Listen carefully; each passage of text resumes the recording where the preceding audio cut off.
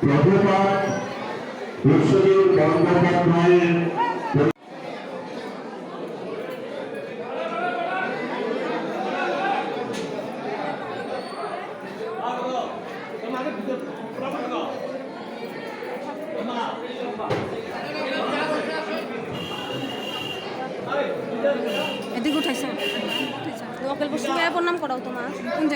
তো বন্ধুরা দেখতেই পাচ্ছ, এটা হচ্ছে 64 মহন্তের ভোগ। তো আমাদের এই বাড়ির সামনে প্রথমবার দিল, তো আমিও দেখিনি কোনোদিনও, এই প্রথমবার দেখলাম।